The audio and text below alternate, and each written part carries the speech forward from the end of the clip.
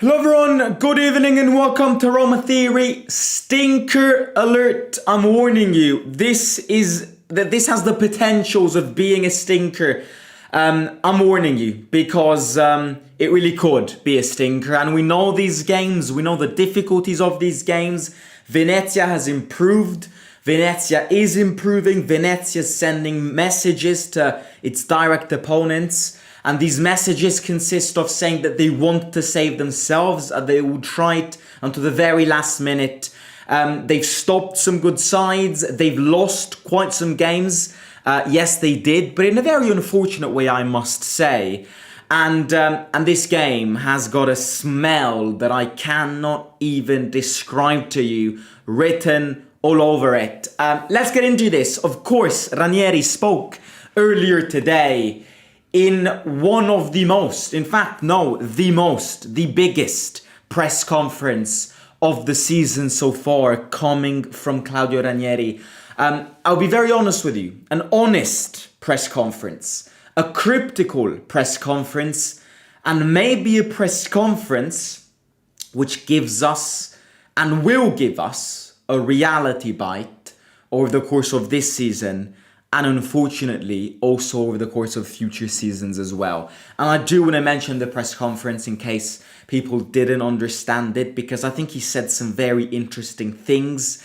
Paredes and Hummels left in Rome for a holiday. They haven't been called up for this game. I think this press conference has got incredible messages hidden all over it.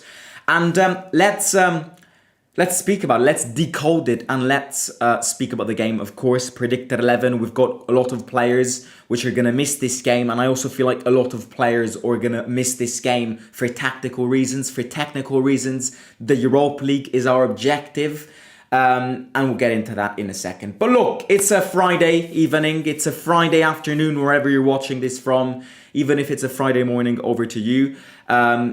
Hit the like button, subscribe to the channel. If we can get 100 likes on this match preview, it would be great. So hit the like, subscribe, do all of the good stuff down below. Bring your friends and families along. Let me know your thoughts and comments in the live chat. Do all that good stuff, and let's speak about the game. I do want to start off with the press conference, because I think this press conference needs to be.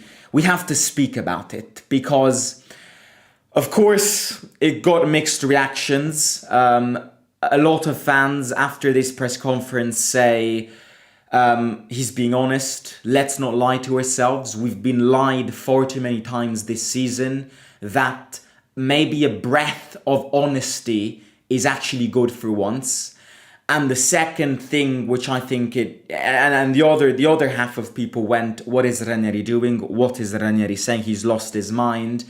And I think what people look at when calling Ranieri like this and saying what did he drink before going live in the press conference today is the thing that he said about Paredes and Hummels. So basically he said himself, nobody asked him the question, Paredes and Hummels are gonna stay in Rome for this game because I have given them a few days holiday. Now look, I'll be honest with you, I think it makes no sense. I think a concept of a holiday to these players in a season like this one should go in opposite directions. I believe Ranieri in the fact that these players, despite a very bad start, are trying their best to recover. I do feel like these players this season have got no excuses, but I also do feel like that since Ranieri arrived, apart from a few slip-ups, these players are trying to do their best. But I disagree with the concept of giving these players a holiday. But what this suggests to me, in the first place, is that Ranieri himself cares about the league and cares about the Serie A games from now until May. Not that much. Like, let's not lie to ourselves. The objective is one. The objective is one. That objective might sound impossible and it might look impossible, which is lifting that Europa League trophy. And I agree, it's going to be very hard. But the focus is on that tournament. The focus is on that tournament. It's not on the league. Because even the idea of Roma climbing positions will not happen if the teams above us crash and crumble and collapse. the players above us are not crumbling and collapsing. And the gap is so big that we can win as many games as we want, but if they keep on winning, we will get ninth at the end of the season, even if we win all the games from now until May.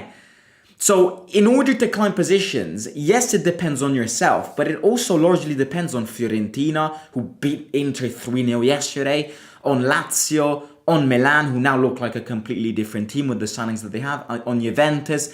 So it's just not going to happen in the league. So the objective is the Europa League, which is why you will see from my predicted 11, I expect changes. I'm not, I actually favor changes on Sunday, because as much as I want to win, and of course we need to win, the Europa League is the target, and if we slip away from the Europa League as well, then we will have no objectives left. So the thing is this. The other thing which he spoke about is financial fair play. He basically, as a manager in the first place, but he also spoke as a person who works in the board, who works with the finances. He has basically explained in very simple words that Roma can't spend money and that Roma will not spend money because of FFP in June and also next January.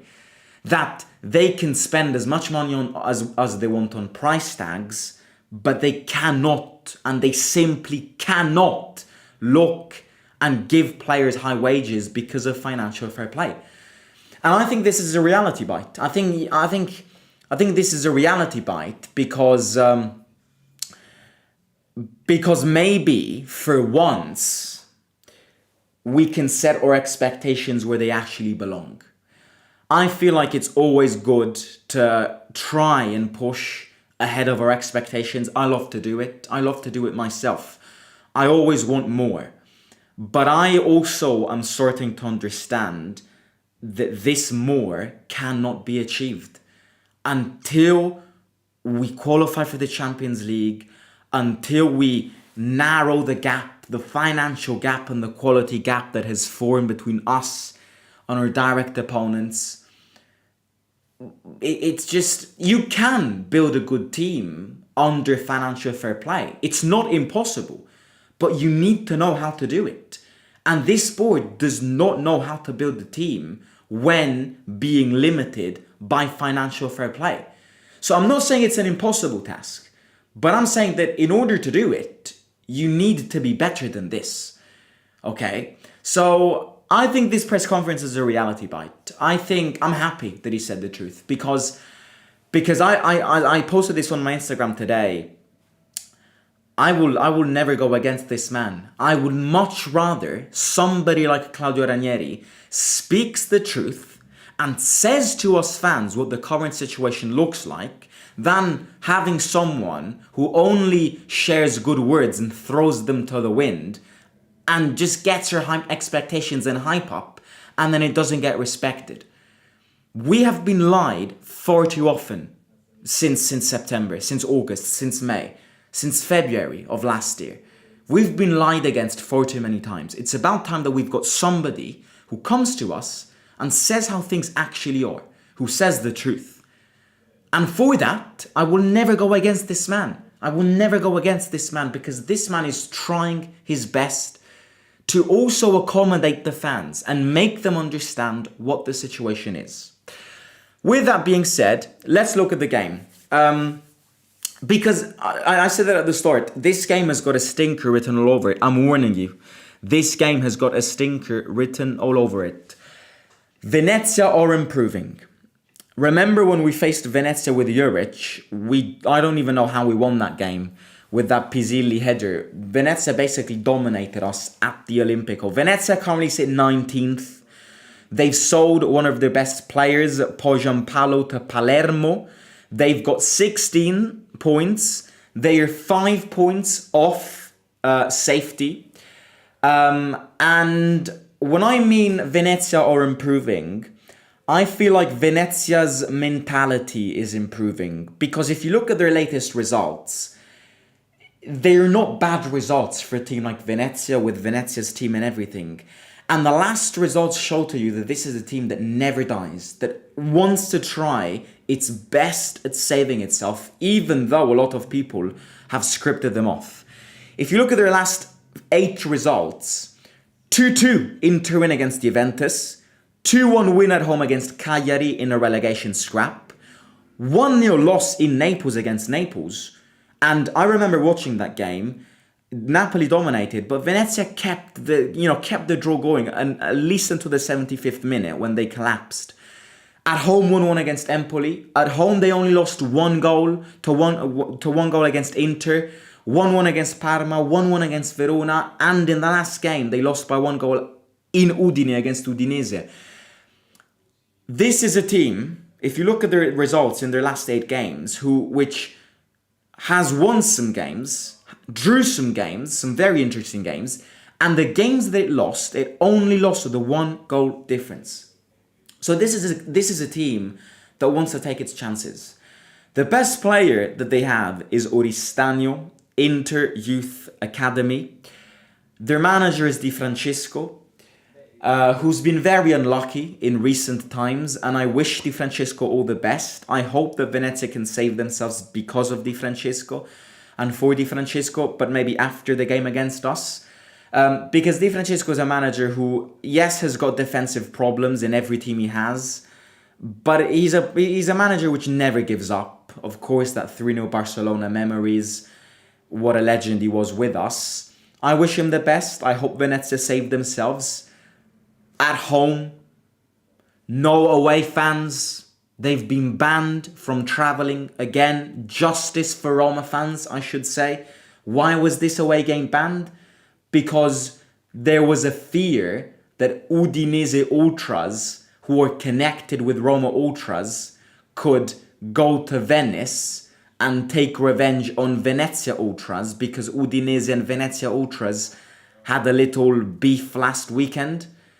We've been banned away games because of other fan bases. If that's fair to you, announcing this 48 hours before a game, with people, families who've spent fortunes on train tickets, fortunes on stadium tickets, and being told that they can't travel because of other fans' incident, which don't even involve our own fans, it's disgusting how we've been treating. It's absolutely embarrassing. Serie mafia, I would call it. And it's simply unacceptable that fans of football are being treated like this in modern times, because it's simply not fair. I understand banning away games when the fans commit something wrong, but we've done nothing. The ultras have done nothing in last weekends, and we've been simply banned an away game because of a friendship that the ultras have with Udinese ultras who hate Venezia. Makes no sense to me. Sunday's game is complicated. Sunday's game is very complicated. Lunchtime kickoff, of course. I don't remember a game that we win on lunchtime kickoff in recent times. So, yeah, looking at the predicted 11, I expect changes. Prepare, because I expect a lot of changes. The game that we need to focus on is Thursday's game against Porto in Portugal. That is my predicted 11. Kone is suspended. Paredes not being called because he was given a holiday. Same with Hummels. Dybala, I think, will rest. And other than that, I think that will be it. Svillar in goal. 3 defense with Mancini, Nelson and Ndika. 4 midfielders. Angelino and Salamakers on the 2 sides. I would not be surprised if both Angelino and Salamakers get rested for this game. I think it all depends on how Ranieri wakes up that morning, and if he wants to try and win this game, or if he really doesn't give a shit about it. Because if he wakes up, or if he feels like this game is not important, which, look, I think no game should be snubbed, and I want to win. We need to win also on a psychological point of view to prepare for Thursday's game. So I want to win, but it is understandable that the key players are resting for this game and then focusing on Thursday. We've literally got one objective left. That objective is the Europa League. So we might as well just give everything in the Europa League, and whatever happens, happens. If we win it, we win it. If we crash out, we crash out. It's been a shit season. We all know that's been a shit season. We know that it's been a season full of mistakes from the board, and we just have to accept the season that it is. That doesn't mean completely snobbing league games, but you know what I mean. Also, when you've got Europa League games coming ahead after a league game, you need to consider about the Europa League being your primary objective. So Angelino could rest. Salah Eddin could start this game. Also Salamakers could rest.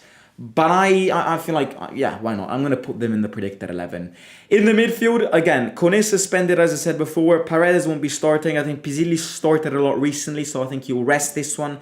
Cristante and Duath in the middle. I'm very interested to see Duath, because everybody says he's very interesting, and I expect a lot from him.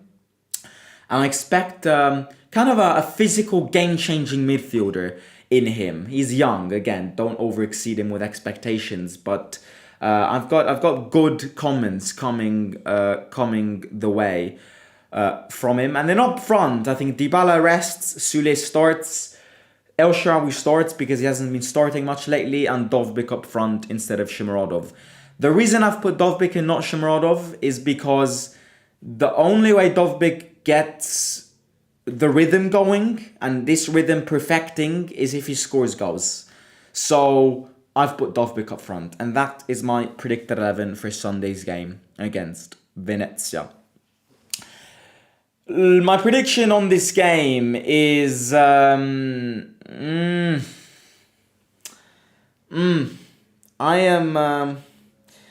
not sure we'll win this game. I'll be honest with you. I'm not sure we'll win this game because I picture an extremely complicated game on Sunday. Betting tip for me would be Venezia scoring. If I had to give you a betting tip, it's home team scores a goal. Because I think, number one, defensively this season we've been terrible. Number two, without Hummels, we're even worse. And number three, always consider the away game factor. Away from home, we're ghosts. And in a formation which won't be a perfect formation because we've got... Because, look, I tend to see the Europa League from now until the end of the season in a way that every game that we approach in the Europa League is the biggest game of the season. So yes, Thursday's game in Portugal against Porto is our biggest game of the season. So there are going to be formation changes, rotations. It's going to be inevitable. And I think Ranieri has made it very clear in the press conference today, saying that Paredes and Hummels will not travel with the team because they've been playing a lot and they deserve a holiday. It just means it's like Ranieri saying, I want to prepare an absolute all-in Europe, and in the league I'll try my best, but it also doesn't depend on me to climb positions and qualify for Europe. So yeah, look, that's what I would say going into this game. Bring it on! I'm excited. I'm excited every time we play. I'm excited to see how the team will react. As Ranieri said in the post-Milan game, I'm excited to see, I'm curious to see how the team reacts from a defeat and how the team reacts from a defeat away from home. Because it's very easy to react from a defeat, playing at home and grabbing a win. Can you get a reaction coming from a defeat, which knocked you out of the Coppa Italia away from home, with most probably your best players not starting on the pitch? Can you do that? Can you prove to me that you can do that? I would be very surprised if you can prove to me that you can do that. And that's it. Right. Let me read these comments and then I'll end it. Love from Germany. Thank you, mate. Love to you. Saud needs to start instead of Zeki Çelik. Well, look, Saud has disappeared. I agree. Saud has disappeared. I think the fact that we signed Wrench is an indicator that Ranieri isn't a massive fan of Saud, and that Saud, as much as he scored a goal and he's very fast and he's very offensively gifted, he's got limitations. We can't hide the fact that he has got defensive limits, and problems and limitations. So I think Salamakers starts this game. If Salamakers doesn't start, then Rensch starts this game. I don't see Saud Abdulhamid starting. I don't. You know, I think, I feel bad because I think he deserves a bit more. But I feel like we got to the stage in the season where, yes, he's going to get game time in the league, because we're going to get to those months where the league is going to become useless unless all the teams above us collapse and we start winning the majority of games. We will get to April, May, that the league will be useless and that our only objective will be the Europa League. So he is going to get game time in league games. In European games, he's not going to get any more game time, because every game from now until the end of the season in Europe, however it will last, will be a season change, a life-changing game. It will be the most important game of the season by far. I love how transparent Ranieri is. I trust what he says. I think the board is focusing on Europa League because each round going forward garnishes prize money. Yeah, that's another reason too. I agree. I just want to say that why Ranieri keeps playing with Celik, even with his faults in defending, so deserves time. You speak about Ranieri as if he's your dad. You love him so much. I love him so much, yes, because number one is he's a man of traditions and class that you don't see in football anymore. Number two, he's an honest guy. And I would much rather have somebody who says to me in my face how things actually are. You know, I much prefer somebody tell me this ship is sinking, than somebody who tells me, oh, this ship is moving to paradise. Because that's not true. And if you say to me false things, I will get my expectations up, because maybe not necessarily me, but the majority of fans will believe what the owners say. Who remembers that official statement when they sacked De Rossi and appointed Juric? We appointed Juric to win trophies. If that isn't the biggest lie that humanity has ever heard, I don't know what is. So I would much rather have somebody who maybe will go against the flow of positivism to kind of reinsert realism back in the minds of the fan base. This is a situation. This is how financially weak we are. This is what we can and cannot do in a transfer window. Set your soul in peace. We will try our best to make this team improve, but there are complications.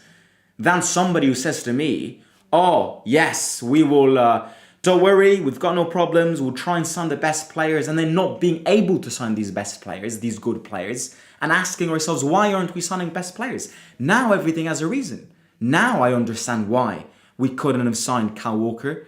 Now I understand why we couldn't have signed Fratesi.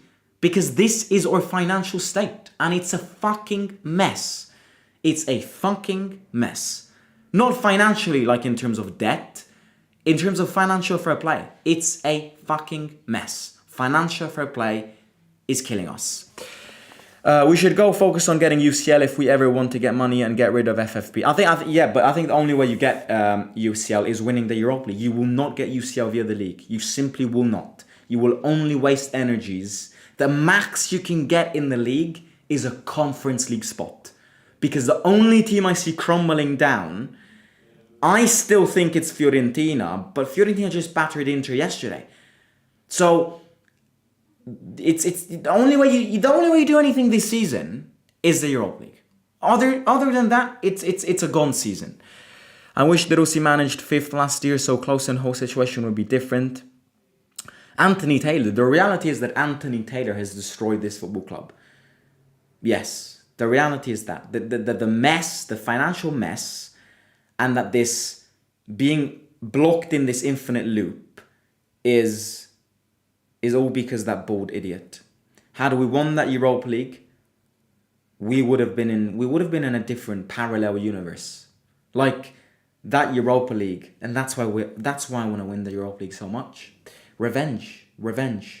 Because that game not only afflicted us a lost final on penalties, but it kind of fucked up the next 3 years. It was almost 3 years ago that we lost that final. Not almost 3 years ago. Almost 2 years ago that we lost that final. 2 years ago, had we won that final, where would we be? Would Mourinho still have been here? I have no idea. But it's the biggest what if of recent Roman history. Cilic is objectively better than Saud on defence. Saud can only be played against a weak attack where he's primarily being used as an attacking wing back. League is gone indeed. At this point, saying we should focus on getting UCL is the same as saying we should focus on winning the league. Both equally impossible. I agree. Unfortunately, I agree. But Europa League, please. It's our last crumble. It's her last crumb in her hand. That Europa League needs these players. If any player is watching this, send this message to the changing room, to the team.